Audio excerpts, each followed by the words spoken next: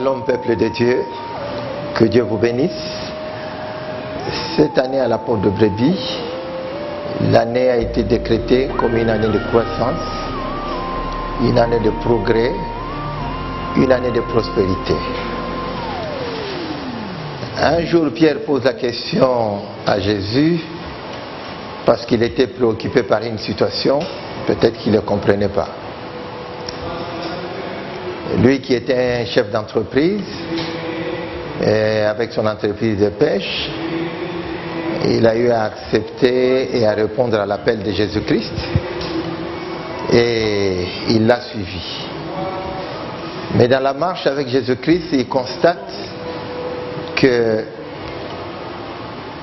ce jeune homme qu'il avait suivi n'avait presque rien, sinon rien.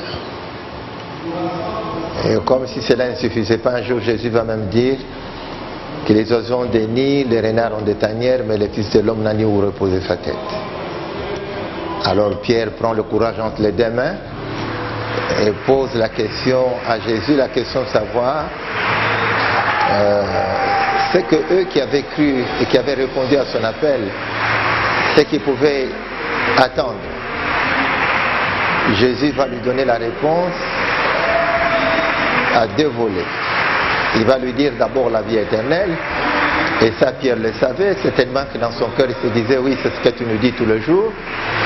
Ensuite Jésus qui voyait la préoccupation qui était sous son cœur va lui dire tout ce que tu as perdu au centuple.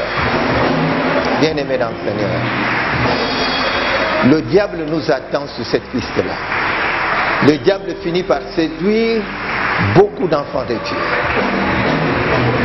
Le diable regarde nos conditions, nos situations, etc. Et c'est là qu'il veut nous montrer que nous perdons du temps en venant au Seigneur. Du moins pour ceux qui n'ont pas encore vécu une expérience personnelle avec Jésus.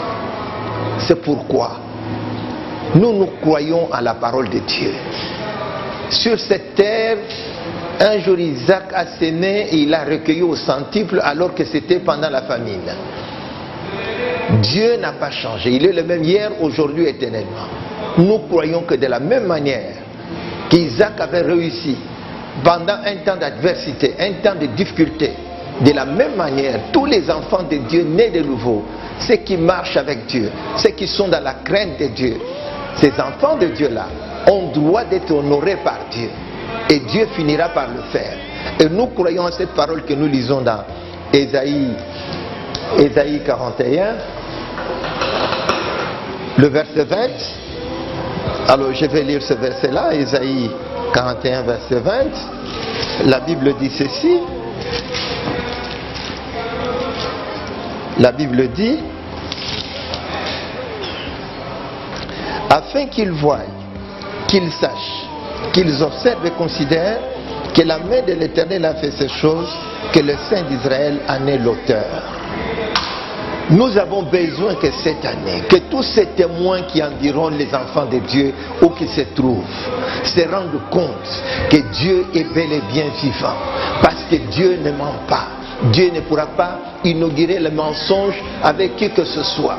Dieu n'est pas homme pour mentir, ni fils de l'homme pour se repentir. Il fait ce qu'il dit. Et quand il se décide d'agir, personne ne peut s'y opposer. C'est pourquoi nous croyons en cette parole. Les témoins verront. Les témoins se rendront compte que Dieu a agi dans la vie de ses enfants. C'est ce que nous croyons. Nous voulons voir le progrès, nous voulons voir la prospérité, nous voulons voir la croissance. Joseph était sur cette terre et en Égypte, chez Potiphar, tout ce qu'il faisait réussissait. Tout ce qu'il entreprenait allait de l'avant. C'est ce que nous voulons voir. Et avec les dieux que nous prions, les dieux vivants et fidèles, c'est Dieu qui opère des miracles, le Dieu qui nous a guéris d'une maladie terrible. C'est ces dieux-là que nous prions et nous croyons que ce Dieu-là va bénir son peuple. Que Dieu vous bénisse.